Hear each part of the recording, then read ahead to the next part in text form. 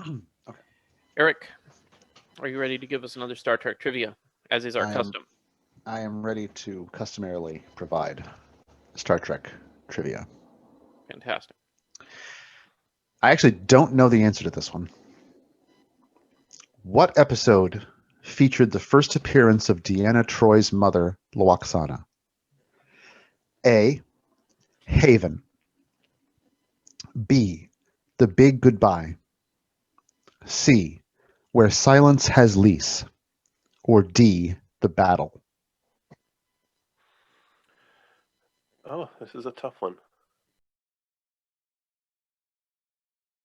It is what it is. It's the most beautiful thing I've ever seen. Welcome to a Piece of the Action. I'm Micah. I'm Eric. And I'm Greg. And today we are going to be reviewing the game Azul from 2017 by designer Michael Kiesling. This is game plays 2 to 4 players, 30 to 45 minute runtime is what it says on the box. So we're going to get into what Eric and Greg think of this. I think you guys both have played it quite a few times, have you not? Have a fairly decent amount of experience with it? Greg does. Yeah, I've played it a few times.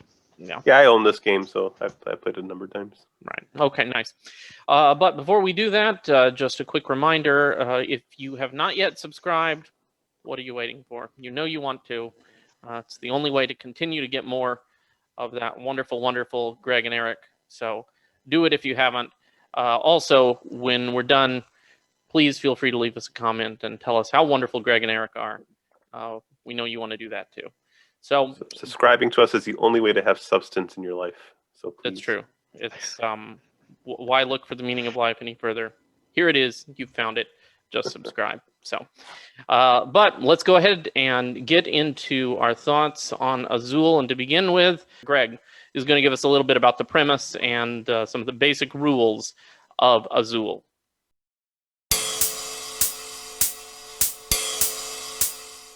Yeah, this is a really simple game. There's only a few rules to it. Basically, there's these stacks of tiles that are in the center of the table. Essentially, there's rules to it, but essentially you're drafting them to your own player board, and then on your player board you're lining them up on this little kind of grid, or these different rows, and at the end of the turn, all those tiles then shift onto this wall where you're like placing these tiles. You get points based like adjacency points every time you put a tile that's next to other tiles. You get points if you can complete entire columns or entire rows, or say get all 5 of the same color, then you get bonus points at the end of the game. That's basically the majority of the rules. I think there's a little bit of a interesting thing with the way you draft tiles. Basically, there's like, depending on how many players, there's these, they call them factories, where you're allowed to take all the colors of one tile, all the tiles of one color, and everything that's not taken goes to the center of the board. So now that's a new pile that you can draft from. That creates more strategy layers to it, I guess. But yeah, that's basically the game. Okay, simple enough. So let's go over to Eric. Eric, you can talk to us a little bit about the theme. What do you think about themes in a game that are as abstract as this? Does the theme still come across for you in some way? Sometimes they do. This game, not so much. The theme of this game is that you are artisans working on the walls of a Portuguese castle because the king went to Spain. There's a bit of history here. The king went to Spain, saw these azulejos. Can't remember how they're pronounced. Azulejos, I think. Azulejos. These distinct Spanish tiles. Fell in love with them. Came back, decided that he was going to have his artisans put them up on his walls. So that's kind of cool. It's got a little bit of history. Unfortunately, the game is a complete abstract game, and if you really think, it's one of those games where if you think too hard about the theme, it doesn't make a lot of sense. Like, for instance, those circular, where you're drafting the tiles from, those are factories, like Greg said. But you can't put in any orders. They just make random stuff, and you just have to kind of go with that. You take whatever you want. Also, the way the movement of the tiles, you kind of like load them. You load the tiles into these. I think of it that way anyway. You load them into these rows, and then at the end it shoots one. If it's full, it shoots one onto the wall, and the rest of them go to the floor. They fall to the floor broken or something like that. Doesn't make a lot of sense. It actually, in my opinion, kind of it detracts from the game, because you're like, okay, what exactly is this supposed to be representing? Just ignore it. Play the abstract game. It's fun. You're tiling the wall with tile cannons. Yeah, and once they get the full, way traditional Spanish tile setters did it with cannons. And when they get full, it shows my historical ignorance. I didn't know that they used tile cannons. It shoots the tile onto the wall, and the rest is, they blow off in the explosion. So don't you feel foolish now? All right, well then, beyond theme, let's talk about how it feels to play Azul. More general terms, Greg, you want to tell us your thoughts on that? Yeah, I mean, this falls in line with a lot of, especially modern games, I think, where you have, I need to come up with a term for this game because we review so many of them, where you have like a center board where all the interaction is taking place, and it's more like choice denial, right? Like, I'm choosing something, now you can't choose it. So that's what you're doing. There's that section of the game, and then there's a secondary game kind of that you're playing on your own player board, which Eric kind of talked about. You're loading up these rows, and one of them pops over when it gets full at the end of the turn, pops over to your tile wall. So there's different feelings on either of those sides. I would say that the center board, where you're pulling tiles from, there's some tension there because you get to read out what are people taking. If I take this falls here. Especially at 2-player, I think there's quite a bit of tension there. And then on your player board, I think we overuse this term, but I think it's only because so many games do it. But it's that kind of it's almost like an engine building feel, because you start with like the one tile that gives you 1 point, and then the more tiles you put there, the more points are being generated every time you put a tile there, right? I think you overuse this term. I think, honestly, 95% of all games are engine building games.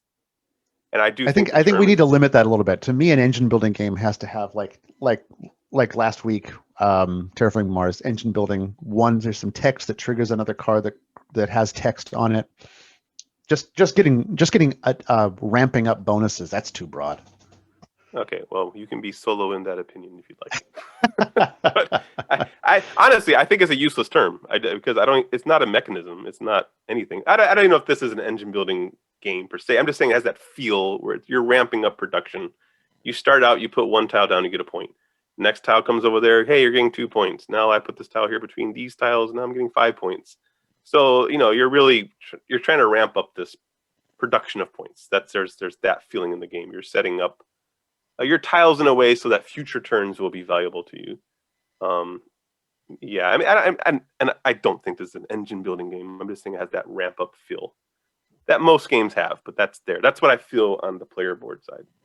Yeah, it feels to me, it just feels like a straight up abstract game. Again, the theme falls to the floor, so to speak. Haha, pun intended. And this is okay as far as feel. This can be a very cutthroat game. In fact, I think it should be. I think it's intended to be real nail bitey. There's a lot of hate drafting that can happen. I've heard people online say you shouldn't hate draft in this game. I disagree. I think hate drafting is a feature of this game, not a bug. But it does is adds tension to the game, a lot of it. I will say, thinking about that, about the just to weigh in a little bit on that, the use of the term engine building.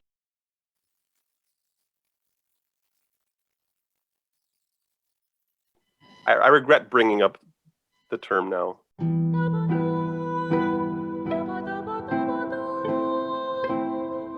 If you want to see even more of our of this type of discussion, go check out our video on Splendor. We really get into it.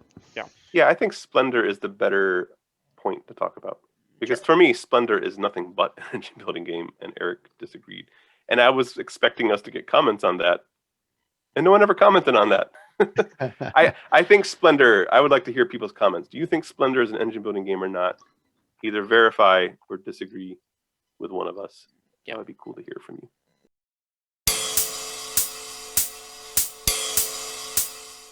All right, next let's get into some priorities and strategies, some things that a person coming into a game of Azul might want to keep in mind the first time through. And to start with that, maybe let's go to Greg.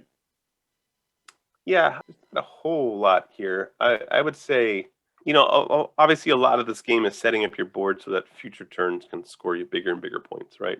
Because you get points based upon how many tiles are adjacent to the tile you're placing, including everything that the tile you're adjacent to is adjacent. So you can kind of like start pushing that forward, right? But I think you don't want to get too wrapped up in that, because I personally think this game kind of lives and dies. Your game lives or dies on your columns and your sets.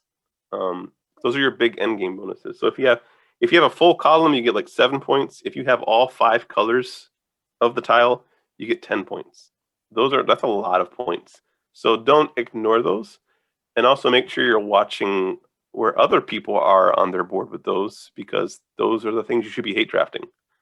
If that exists, I absolutely do think you should hate draft in this game. By the way, that's a silly thing to say, to not want to do that. But yeah, you should hate draft so that other players don't get their columns or sets of 5 on their boards, because I think those are a big deal. Beyond that, I would say, if given the choice on your turn, try to fill up your bottom rows of 5 into 4 rows, because the rows are like 5, 4, 3, 2, 1. So the top rows are much easier to fill up. So in the beginning, first option I think is obvious to me. I go with the tile that I can get the most of. If I can get 3 tiles off the same factory, that's the one I usually go with. If there's a 4, I would take that, because those bottom rows are harder to max out. So I try to fill those up when I can.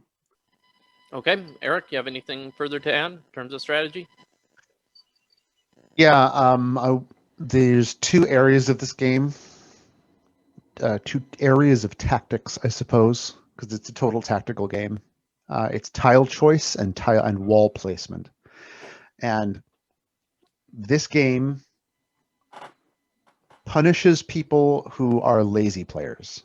So I think the key here, the key thing I want to say is, there is a tendency when you play a game to, because it's hard to think ahead, right? It's hard to imagine the moves in advance. But if you don't do that in this game, you're gonna get punished for it. So you have to think ahead a couple of turns in advance for both of those, in both of those areas. Think about tile choice. With tile choice, look at what everybody else still can choose, because you can only place a particular type of tile. You can only load a particular type of tile once. So if they've already loaded it, then you don't need to rush on that. You can choose a single here or there to fill in some gaps before you pick that 2 or that 3. You might find that you can afford to take that what normally would be maybe a less optimal move if you've paid attention to what other people have already chosen. Then with placement, actually, now Greg has played this a lot more than I have, but I actually got the impression from playing it that you don't want to rush to place on the bottom first. In fact, I would almost say that, because one of the features of this game is, if you get too many tiles that you to place, you can't load as many as you have taken from a factory. The surplus goes into your bottom row, and that turns into negative points. It's a huge part of the game. You don't want to put stuff on the bottom, in the bottom row. So keeping that 4 and that 5 kind of open-ish for that kind of thing, I think is. I got the impression that the best way to play this game was to load them from the top to the bottom, kind of shoot them across, starting at the top. I might be wrong about that, but in my opinion, try to work from the top down. It'll probably get you more adjacency points in the long run, because you're going to load the top stuff faster than you are the bottom, because I'm going to keep talking about it in terms of cannons, but the barrel length is longer on the bottom than on the top. So you're going to be able to shoot those tiles across onto the wall earlier at the top, which means that you're going to get adjacency points much easier on the top of the wall than you are on the bottom. So that's my suggestion. And he's right, though, columns are where it's at. I would almost say that trying to get the 5 of a kind bonus If you can do it, cool, because it's 10 points, but don't push for it. Push for the seven points of completing a column or two. Get those columns. The game's over when you complete a row, so you don't need to rush for that, but rush for those columns. And then finally, I would say it is frequently better to take the -1 point to go first than not. So that's going first is very valuable in this game. But to do so, you have to take a -1 point, but don't be shy about it. So those are my tips. All right. Yeah, I have something to say on that. Yeah, there's some disagreement, like do you start in the bottom or work your way up? And I know what Eric is saying. Once you commit a color to a certain row or canyon, as we're going to call them, you're committed, right? So now if you get stuck with a lot of tiles and you got no place to put them, sometimes it's nice having those bottom rows open because they can fit a lot of tiles. And you don't want things to fall to the floor. I agree it's risky filling up those bottom rows. It can be. It depends on the game situation. But the trick is don't get stuck with a lot of tiles and you'll be okay. So, I mean, that's basically what it is. Because well, that's part of reading ahead. That's part of reading ahead because you have to be able to look ahead and think, well, okay, in 2 or 3 turns, there's going to be 6 tiles in the center. I have to take those. Yeah, well, then, you want your bottom row open. But the reason why I feel like to win the game and not just kind of like casually play, but like to actually win the game, you're going to need to kind of be a little aggressive with taking those bottom rows because they're so hard to fill up. And we already said columns and sets, and I think you should at least get 1 set, honestly, by the end of the game to get that 10-point bonus. Both of those require bottom row stuff. You cannot complete a column or a set without a bottom row action. So if you want to complete those, you need to take bottom rows. The first row, the top row, is super easy to fill up. The game ends when you complete a row. The game can end in 5 turns, right? If everyone's just putting a tile up in the top row. It often ends in 5, 6 turns. That's not a lot of time that you have to fill those bottom rows and get those column and set bonuses. So that's why I say, yes, there's some risk involved in going heavy into the bottom rows, but I think it's a risk that's necessary to get the big points at the end of the game. I think the bottom rows have to be treated tactically, like they are going to get filled up because by the time you go around, you're going to have to put something there. But I think that they need to be held in reserve. Obviously, something's going in there, but don't decide in advance don't decide too early what's going to go in there. That's where I disagree. I mean, Greg's played this a lot more than I have. Okay. That's where I disagree because if I see something that goes, hey, I have 3 or 4 tiles of the same color, I'm like, okay, that's my bottom row right there. Because something's going to go in there.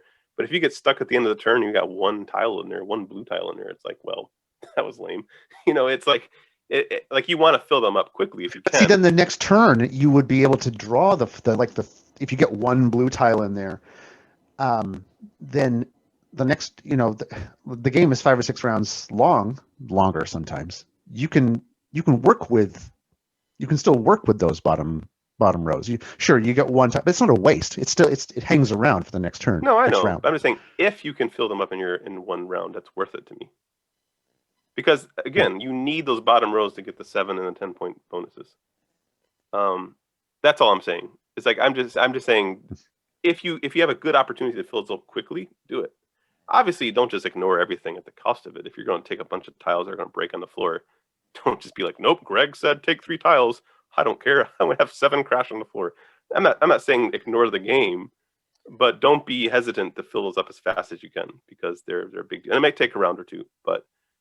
They're hard to fill up, so take the opportunities when you can, I guess.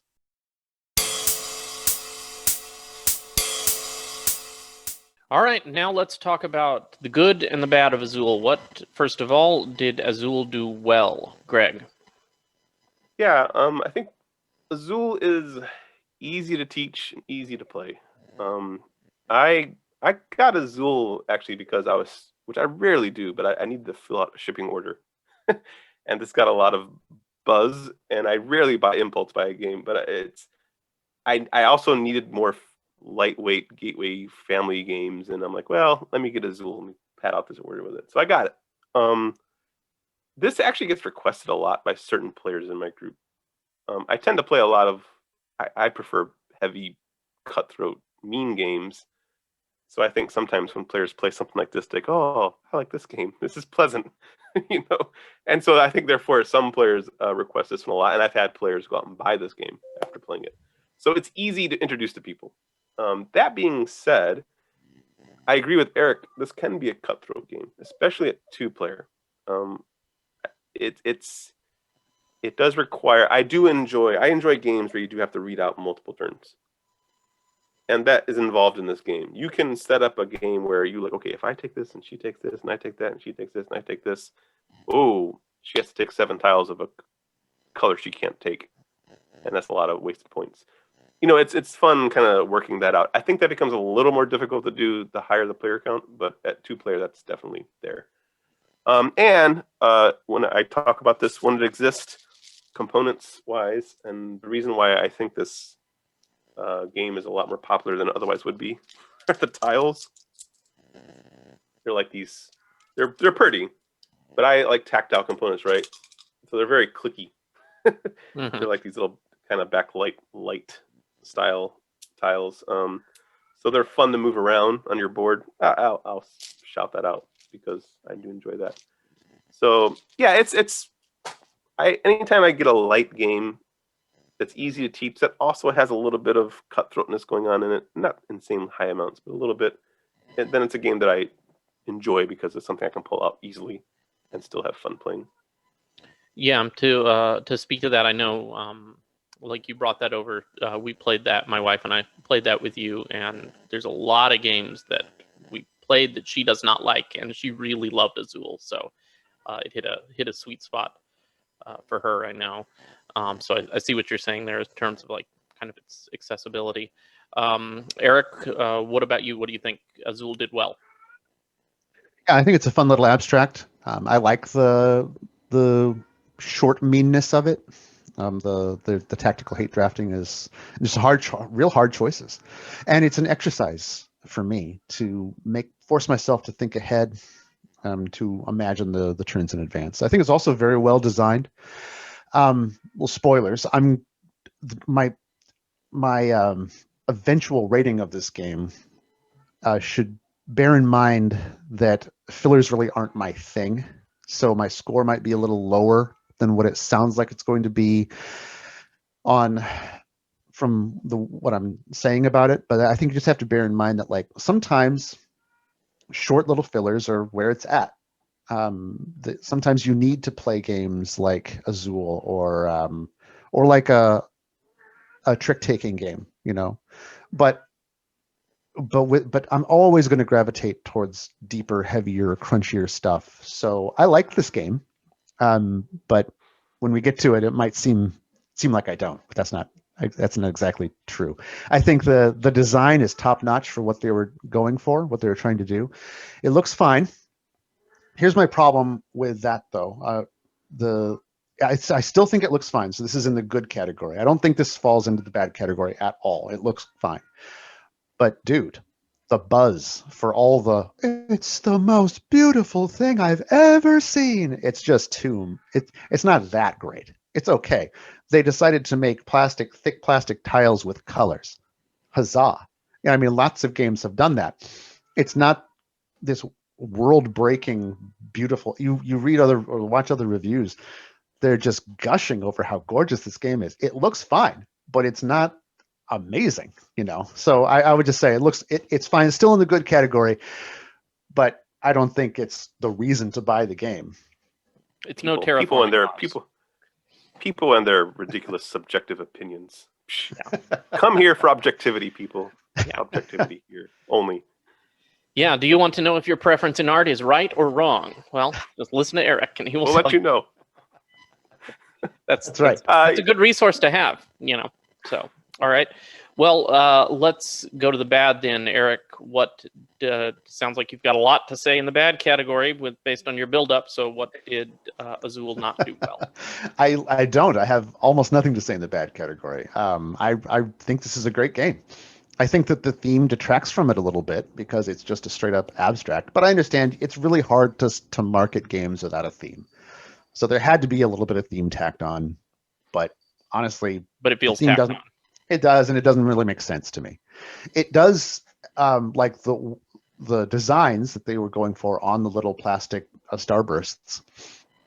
They have a number of different designs on them, and that's thematic. That fits with azulejos from Spain and Portugal. Yeah, it's other than that, it's I don't have much bad to say about it. There's I would say that there's moments of angst, but there's not really any moments of excitement.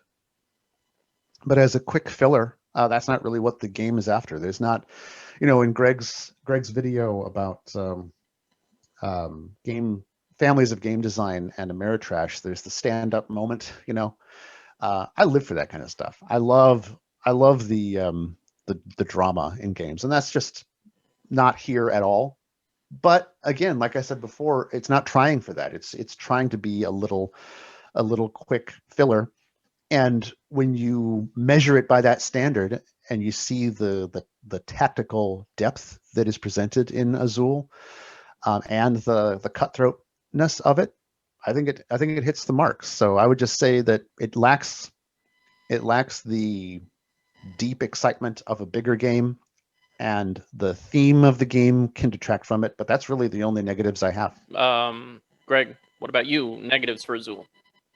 Yeah, so as much as I said I like the interaction with the tile drafting, especially in a two-player game, there's a whole section of the game where you're just putting tiles on your wall, shooting them on a wall with a cannon, and that part's not that exciting to me. It's not really that interesting, and it's like, a big chunk of the game.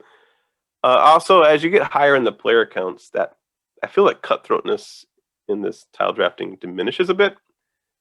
You still can get stuck with things that you don't want, but it starts to feel a little more chaotic. I think 3 is okay. 4, I feel like the game just starts feeling really chaotic. So for me, I almost think of this as a 2-player game. That's how I think of it.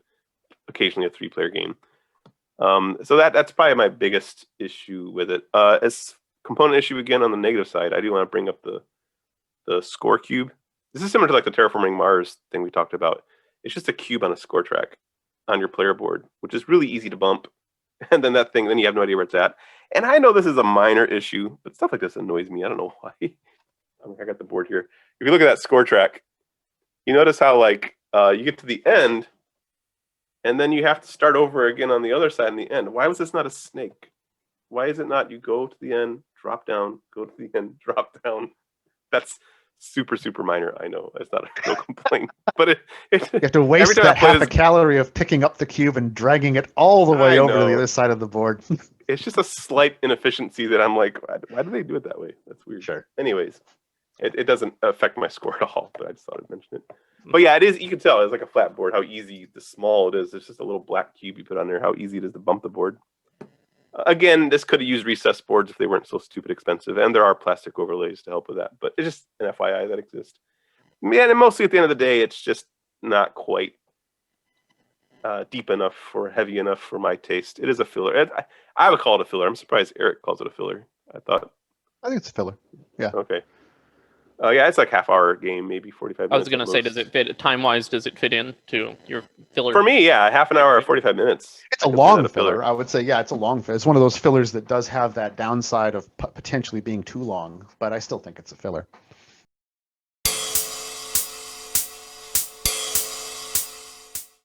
All right, well, now let's give our final thoughts on Azul. Guys, is there anything that you want to say about Azul that you have not yet said? What do you rate it? Would you recommend it? And do you want to put it on the shelf? Let's go with Greg first. Yeah, just final thoughts. Just because it didn't come up in the review, there's no good place to put it. On the back of the board, there's actually an alternate way to play, where there's you can basically put the tiles where you want, but there's certain restrictions about how many colors can be in each row and column. I thought I would like that more, but I found it didn't really make that big of a difference. In fact, I think I might like the front more, just because it's a little more restrictive. Just wanted to point that out. That exists. It is what it is. Yeah. So at the end of the day, it's an easy game to teach that I end up pulling out a bunch because people like it in my group. I do feel it's a little too light. I could use a little bit more interaction. So for me, I'm giving a 6.5, 6.5. And Eric? Yeah, I'm glad you mentioned the backside because I wanted to clarify that while it's called the advanced side of the board, I actually think it's a little easier. It's different. It's just different. But I think that it allows more freedom in your placement. So I don't know. It's I like that it's there. Okay, so as far as my final thoughts, this game does what it intends to do. I think it's a fun, quick game that you can chat over. It's got some hard choices, and there's plenty of room for smack talk because of the somewhat brutality that could exist in it. So it's okay. It's a good game. I give it a 5.5 in my rating system. As far as shelf goes, we didn't talk about that. Right. So I was prepared, even though I think Ticket to Ride's a much better game than this. I did say that the first time a family game came along that I thought would be similar weight, I would be willing to let it go just because Eric unfathomably hates Ticket to Ride so much. So even though I do think Ticket to Ride's a much better game, I am willing to kick off Ticket to Ride for this, just to make the shelf a little more coincide with our two tastes. Okay. Interesting. Well, that changes things because I'm like 50-50 on this game, so I was gonna let you kind of decide if you really wanted it on the shelf. I do think this. I would rather play this than Ticket to Ride. Yeah. I mean, so if given the choice, I give Ticket to Ride a 7.5. I mean, I'd much rather play that game. But if it makes you happier, and so I can stop hearing about Ticket to Ride. No, I think I want to continue to grouse about Ticket to Ride. Yeah. So let's just keep Ticket to Ride on. Okay. Yep. Sounds good. Okay. So 2 episodes in a row with nothing making a dent in the shelf. So our shelf is getting more and more solidified. I'm pretty happy with our shelf at the moment, actually. It's a good shelf. Yeah. So here we'll put a picture up. See everything that we have currently. It's getting hammered out pretty well, I think. Yeah, so those are our thoughts on Azul. And I can just speak from my own experience with playing it. I mean, we did have a lot of fun with it. I agree with both of you guys that it was fairly easy to get into and a pretty good time for how much time you have to invest in learning it and set up and take down and all that. So very nice. What are we going to talk about next time? Have we figured it out? No, I think we're going to do Food Chain Magnate. Food Chain Magnate. Fun review, I think. It is very it's very similar to Azul. Right. Yeah, the depth of Azul is like, I think it might be a little deeper than Food Chain Magnate, but we'll see. Yeah. I don't know if Food Chain Magnate has as many tile cannons. It has tile cannons, right? But definitely has tile cannons. Yeah. That's the measure of a good game. Right. So okay, cool. Well, look forward to that next time. Food Chain Magnate. That probably will be a pretty interesting review. Until then, again, if you haven't subscribed to us, feel free, please, to do that to get more of these in-depth reviews as well. Greg and Eric are both doing their own series on the side. So Eric talks about board games and entertainment, and I think you throw in a little bit of sociology and psychology and just the Venn diagram intersection of all those types of things as you do your Collect My Thoughts series. And then Greg is in the middle of a series helping us to understand different schools of board game design in his Ars Ludica. So those come out as well. So subscribe to tune into those and leave us a comment as well. Let us know what types of things you'd like to see more of, what type of things you'd like to see less of, so that we can take that into consideration as well. But that's it for this episode. Until then, this has been a piece of the action.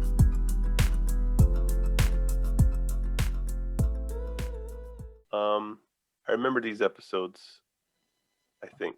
Where Silence Has Lease is that the hard part is these are all early season episodes. Yeah. Where Silence Has Lease was the one that alien race trapped the Enterprise in space or something like that. They couldn't move or escape. The Big Goodbye was the first holodeck episode, I think. Yeah.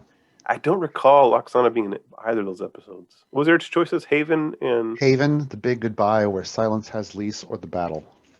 Oh, The Battle. Wasn't that the one where Picard's... wasn't that the Picard maneuver one? Where he goes back to the Stargazer with the Ferengi? I think you're right. With the Ferengi, the Ferengi one wanted... And it's messing with his brain. That might have been the first one with Loxana. I think it's Haven. I don't remember what Haven was about, but I just don't remember. See, the problem with Loxana, she's always like the B story. So Right.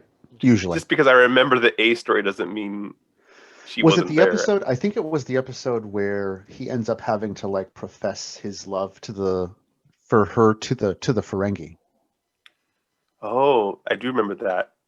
You stole. This is my girl. How dare you? Yeah. Like steal her? Like he had to Yeah. do that.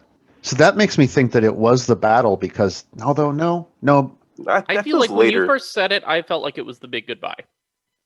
big goodbye. Because I I think I the think you holodeck, might be right. I think the holodeck episodes were lighter. It would have been a lighter episode. I think there was sort of some. I vaguely feel like there was sort of because it was the big goodbye because he was playing the gumshoe detective, Right. and it was Yeah, he was like it was Paris. kind of No, Dixon Hill. yeah, Dixon Hill, and it was kind of a lot of tongue-in-cheek stuff, and I feel like somehow that fit in. I'm gonna Yeah. go with Haven, just because I don't know. I can't. I think I am don't know too. for sure. So I think the battle is thrown in as a red herring because it has to do with Ferengi. But I think Loxana's first appearance was with the Ferengi, like the guy who, although that was called Menage a Troy. I think that was called Menage a Troy. I think maybe. Yeah. I don't remember. I don't know. Haven, for some reason, loosely, my neurons have a very loose connection Okay. between Loxana and Haven. So, So you're going with Haven. What are you going with, Micah? I'll say big goodbye. I'm leaning towards Haven, but I'm gonna settle on where silence has least, just so that we can have a definitive winner this time. So let's see what happens. Or all lose. Yeah. That is possible. Tell you what, I'll put in the battle as the answer, just because it'll eventually tell us anyway.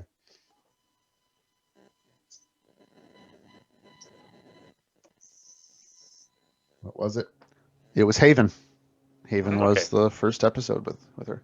Okay. Yeah. For some reason, that title was vaguely in connection there, but I don't remember what it was about. To be honest with you. Me neither. I really want to look that up now. Yeah. What season was that? Was that a First season? Those are all season. like first season. All season one? I think. What are you looking up? I was looking up Haven. That's what it's about.